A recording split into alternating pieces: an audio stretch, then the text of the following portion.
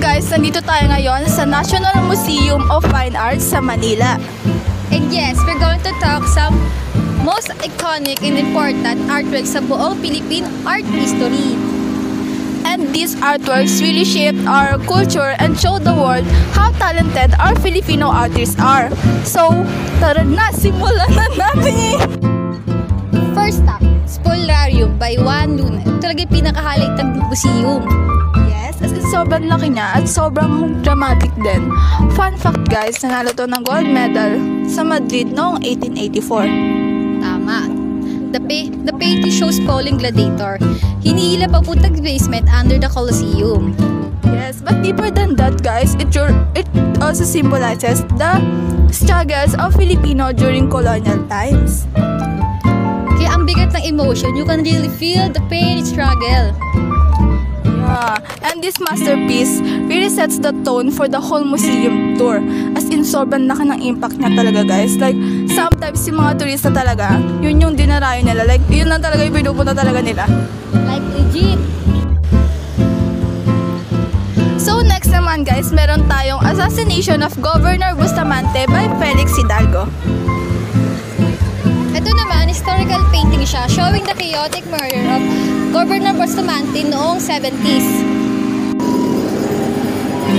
Like, nakikita mo talaga yung tension guys. May mga guard, may mga priest, lahat nag-rush. Sobrang gulo ng scene talaga. It reflects between politics and religious power noon. Of course, Hidalgo's technique is really amazing. The lighting, the movement, the emotion, like, para talagang tumigil yung panahon. Guys, finally, meron tayong Planting Rice by Fernando Amorsolo. And si Amorsolo is known as the master of Philippine sunlight kasi ang ganda talaga niya gumamit ng light. This painting shows farmers planting rice under warm sunlight, very faithful and nostalgic. At pinapakita niya yung simple but hardworking life ng Filipino farmers. And guys, it represents hope, dedication, and beauty of rural life. So classic Amorsolo guys, he is optimistic, bright, and very Filipino talaga. Hey guys! So that's it guys for our detailed tour dito sa National Museum of Fine Arts. This painting ay di lang siya tungkol sa artwork, kundi tungkol siya sa history natin, identity, and culture. Yes guys, so sa mga hindi pa nakakapunta dito, you should visit it since libre lang naman ang entrance fee. So tara na! So moving on, balik tayo kay Luna with the Parisian life. Ito, ibang-iba siya from Luna's dark historical paintings. Dito, mas light, elegant, and relaxed. So the painting shows a woman sitting in a cafe in Paris, giving a soft picture of European lifestyle in the late 1800s. But interestingly guys, some people say na may hidden symbolism ito, na the woman represents the Philippines. So whether that's true or not, ang ganda talaga ng vibe ng painting. It shows another side of Luna, kaya niyang mag-capture ng ordinary moments beautifully. So next artwork, set in Progress of Medicine in the Philippines by Botong Francisco. Sobrang laki na ito guys. Kasi it's actually 4 mural panels originally made for PGH in 1953. It shows the evolution of medicine in the Philippines from ancient practice healing to modern medicine. That was make it special. Parang visual, timely to our medical history. And Botong's style is a very distinct, strong line dynamics and very Filipino aesthetics guys. These murals are even declared as national cultural treasures. Meaning guys, sobrang historical and culture value niya. Hi everyone! My name is Jana Reyna Steliaga. And ako nga pala si Francisco Ardinas. Ngayon kami nasa Luneta para ibahagi ang konting kaalaman about sa history ng Luneta Park.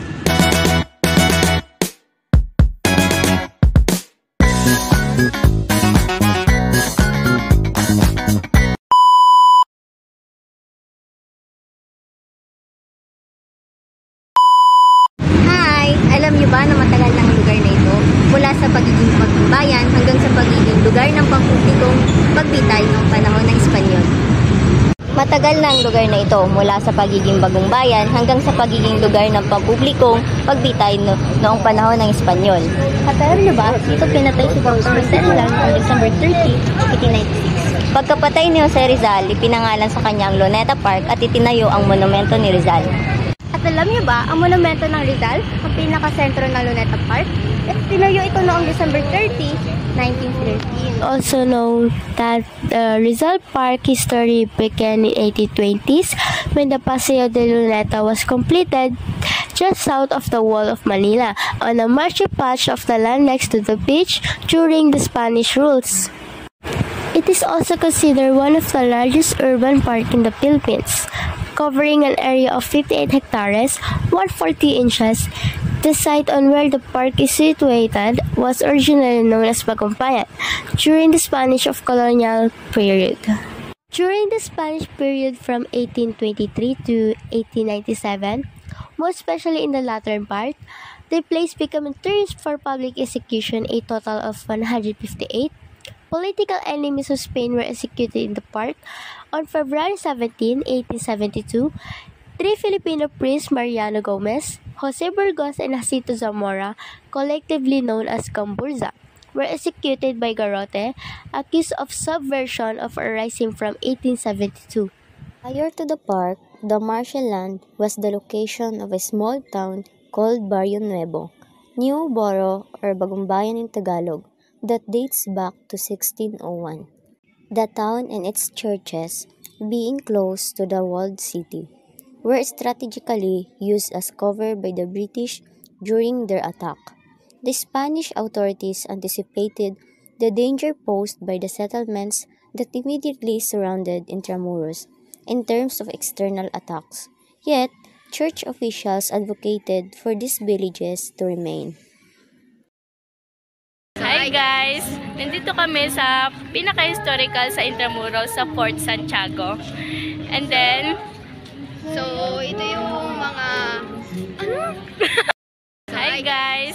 Nandito kami sa pinaka-historical sa Intramuros sa Fort Santiago. Guys, idiniklara bilang pambansang dambana at pambansang monumento noong 1951 at bilang pambansang pamanang kultura noong 2014. Ang Fort Santiago ay itinayo noong 1571 pa ng mga Kastila. Isa itong matibay na tanggulan sa nagsilbing proteksyon laban sa mga mananakop at bilang bahagi ng pamamahalan nila sa bansa. And guys, pagkapasok sa Fort Santiago, mapapansin natin agad ang mga lumang walls and pathways. Tsaka imagine, libo-libong tao ang dumaan dito. Soldiers, travelers, and syempre si Jose Rizal. Inside the fort. Before, this area served as a military training ground of Spanish soldiers. Ngayon, it's a peaceful park where people can chill, take photos, or walk around. Ang ganda dito guys, very green, very serene, perfect for a relaxing stroll habang nag-appreciate ng history. Fort Santiago was built by the Spanish in 1593 to defend the city from foreign invasion and serve as the main stronghold of the government. Fort Santiago, it is a key part of whole city of Intramuros and was played a significant role in the building. And then, papakita namin sa inyo yung yung museum tsaka ground. Museum na pasara na guys. Museum at tsaka yung ground. May ground pa kasi eh. Ay, bawal pala mag-video doon, nak. Guys, tingnan nyo, ang ganda. The beauty of Fort Santiago. Diba? Ganda. Ito na kami sa pinaka ng Fort Santiago. Papakita namin sa inyo kung saan. Papakita namin sa inyo kung saan Papakita ko sa inyo yung guys. Yung pasok. Yung Ayun, pakita mo yan. yung statue ni ni Rizal. Yan guys, Try no kasi Rizal, pwede pa siya pumasok. Statue ni Jose Rizal. Tapos dito naman, yan, Yan naman yung Shrine of Jose Rizal. Yan yung makikita. Look guys, tingnan nyo to. Ayun. Oh, nabasa nyo, hindi kasi baliktad. Pabasa kami sa shrine. At dito naman tayo sa Rizal Shrine. Dito makikita ang mga old pictures ni Jose Rizal, mga personal items niya, at ibang kagamitan pang kusina. At saka sinasabi sa Intramuros Administration na yung brick barracks na pinanggalingan daw ng museo ngayon ay dating bahagi ng fort noong 16th century. Guys, syempre hindi natin ipapahuli ang Pasig River Esplanade. Alam niyo ba na binibigyang halaga ang ilog bilang bahagi ng pambansang identidad, tulad ng pagpinta ni Rizal sa ilog bilang simbolo ng buhay at lipunan. At hindi lang puro kasaysayan, maganda rin ito, perfect sa photos, relaxation at pag-appreciate ng Old Manila vibe. We're heading to the dungeons, one of the darkest parts of the fort's history. These underground chambers were used to detain prisoners during the Spanish era and later during the Japanese occupation in World War II. Many prisoners suffered here, and some never made it out, kaya medyo eerie ang feeling sa loob, but it's an important reminder of what people went. That's our full Fort Santiago tour. This place is a beautiful blend of nature, architecture, and deep Philippine history. Whether you're a tourist, a student, or someone who just wants to learn more about the past, sulit na sulit ang visit dito.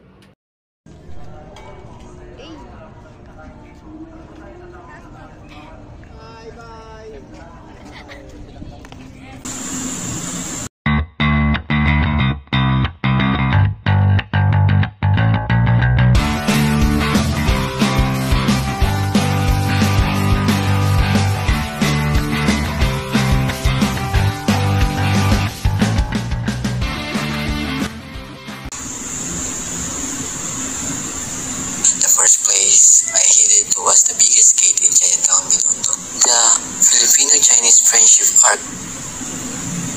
Habang naglalakad ako guys, kukwentuhan ko kayo about dito sa Binondo history. Binondo, the world's oldest Chinatown, was founded in 1584 by the Spanish colonizers as a permanent settlement for Chinese immigrants who converted to Catholicism. It was established across the Pasig River so the Spanish could keep a close eye on the Chinese Catholic community.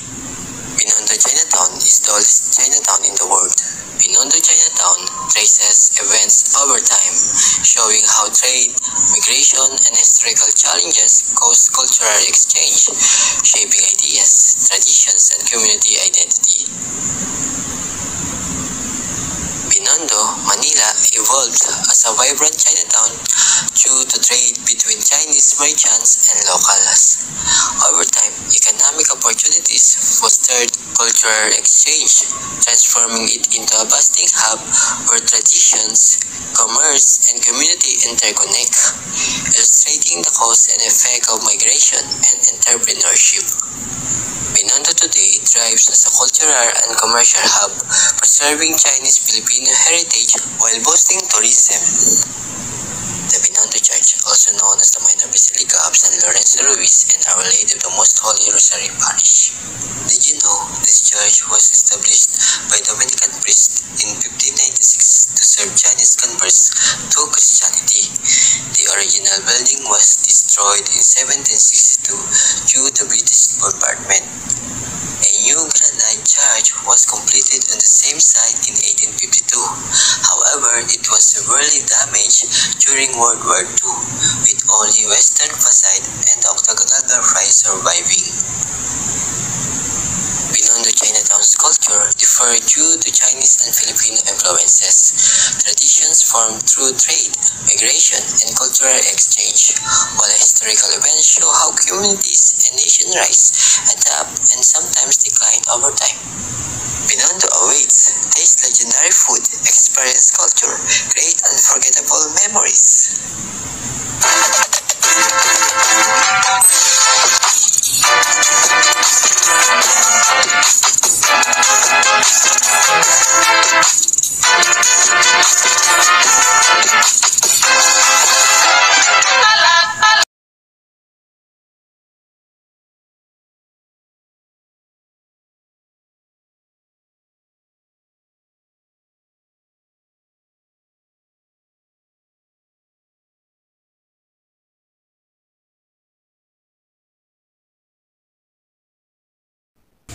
Hello everyone, nandito nga pala tayo sa Antipolo Cathedral para i-discuss ang genetic history nito.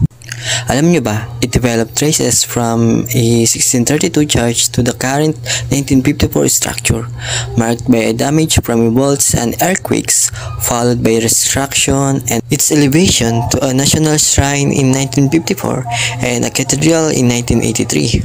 It intertwined with the revered image of Our Lady of Peace and Good Voyage. It is a story of resilience and increasing religious significance. The central idea has always been the veneration of the 17th century wooden image of the Blessed Virgin Mary, known as the Nuestra Señora de la Paz y Buen Viaje, Our Lady of Peace and Good Voyage. The image accompanied Governor General Juan Niño de Tabora from Mexico to the Philippines in 1626, and its safe arrival and subsequent successful voyages of the Manila-Acapulco galleons fostered the belief in its miraculous protection. In 16th and 17th century, the initial idea was to establish a mission church by the Franciscan and later the Jesuit to evangelize the local indigenous people. The arrival of the miraculous image shifted the focus, and the church became a practical and spiritual beacon of protection and safe passage for seafarers and travelers during the galleon trade era. In 1980s, the rebuilding process after the war solidified the idea of resilience and national unity in faith. Its declaration as a national shrine in 1954 positioned it as a central hub for Filipino Catholic identity. The creation of the Diocese of Antipolo in 1983 elevated the church to a cathedral, integrating the idea of it being the seat of local ecclesiastical authority while maintaining its pilgrimage status. In the present, the Antipolo Cathedral now represents the intersection of faith and culture.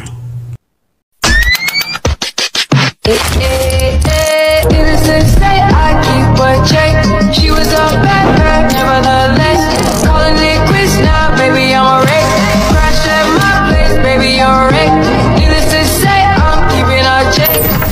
Papakilala ko muna ang Intramuros. Ano nga ba ang Intramuros? Ang ibig sabihin ng Intramuros ay within the walls at isa ito sa pinakamatandang lugar sa loob ng Maynila. Ngayon dadako tayo sa early history and Spanish colonization kung saan ito ay naganap noong 1571 hanggat 1800s. Sa 1571, pagkatapos nilang matalo ang Muslim settlement of Maynilad na pinamunuan ni Ra Sulaiman, Spanish conquistador Miguel Lopez de Legazpi, itinayo niya ang Maynila as capital of the Spanish East Indies. Ngayon, yung mga Spaniards, bumuo sila ng stone walls, moats, at syempre mga gates para maprotektahan yung city sa mga invaders at sa mga dumadaming lokal, tumataas na lokal. Intramuros became the political, educational, and religious center of the colony. Isa na dito ang Fort Santiago na military fortress, Manila Cathedral, San Agustin Church na ngayon tinatawag na UNESCO World Heritage. At syempre, di rin dito mawawala yung pinakaunang university and convent. Ngayon, pupunta naman tayo sa American period kung saan nangyari ito noong 1898 hanggat 1941. Tapos ang Spanish and American War, ang mga Amerikano ay introduce ang modern infrastructure and demolish some walls for transportation. Halimbawa na lang yung mga entrance. Syempre, dito rin papasok sa topic natin sa Intramuros ang World War II kung saan naganap ang The Battle of Maynila noong February hanggat March 1945 kung saan talagang nasira ang Intramuros at maraming tao ang napahamak.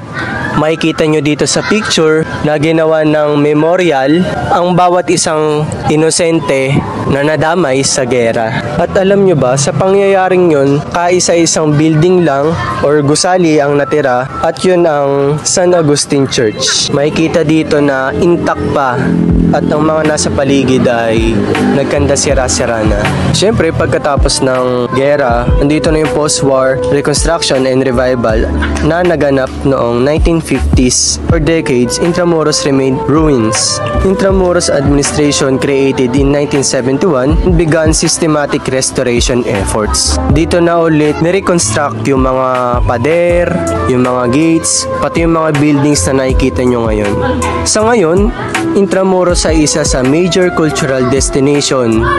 Maraming mga Amerikano na pumupunta para malaman yung history. Pag pumunta kayo sa Intramuros, mapapansin nyo maraming mga foreigners, hindi lang mga Americans. Meron din mga Japanese para malaman nila at makita nila ang nangyari noon sa Intramuros. Dito rin makikita nyo yung mga museums, mga nabanggit ko nga na walls and bastions, at syempre mga heritage churches and plazas. Marami na rin mga estudyante na gumagamit dito for educational institutions and cultural events. Sa ngayon, ang Intramuros ay nagsesenyalis na o nagsisimbolo ng Spanish colonial heritage ng Pilipinas. Andito ito rin yung memorial wartime na destruction at syempre kahit na nangyari ito sa ating mga Filipino, naging resilient tayo at bumangon. So yun, sana marami kayong natutunan tungkol sa Intramuros at maging aral ito na kahit anong mangyari ay kailangan pa rin nating lumaban at bumangon. Ito ay nagsisimbolo ng resilience at kung saan kilala ang mga Pilipino sa pagiging matatag kahit anumang mangyari na gera. Yun lang and maraming salamat.